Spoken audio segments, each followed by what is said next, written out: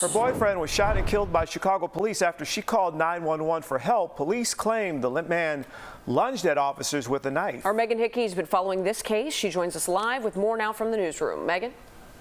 Right, and the girlfriend says that Timothy Glaze should not have died. Charlotta Pritchett tells us he was having a mental health issue, and police used excessive force when they responded to the Albany Terrace Apartments senior building early Friday morning. His family tells us that according to the medical examiner, he was shot 28 times, and they want to know why.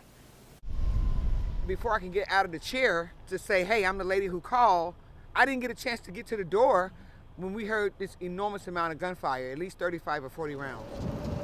Shortly after 2 a.m. Friday morning, Charlotta Pritchett called CPD asking for help with her boyfriend who was holding a knife. Their male black boyfriend is fighting her. He's armed with a screwdriver and a knife. Police arrived on the 6th floor of the Chicago Housing Authority building minutes later. That's when CPD says officers knocked on an apartment door and were confronted by a man who pulled out a knife and lunged at officers. CPD told us officers fired their weapons, hitting the man identified as 58-year-old Timothy Glaze several times. But Pritchett says her boyfriend, who is suffering from several forms of cancer and having a mental health episode, posed no danger to her. She just wanted help de-escalating the issue. She and other members of her community want the body camera video from the incident released within the next 10 days. They also want to know why a mental health crisis team wasn't sent and why he was shot so many times. Last week, we uncovered a current order of protection between Pritchett and Glaze.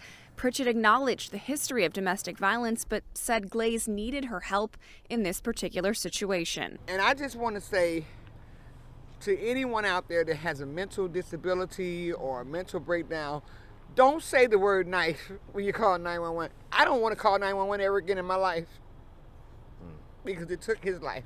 We want to make sure that there's policy in place when the police answers to calls like senior homes, like mental health institutions, for them to understand that there's a crisis.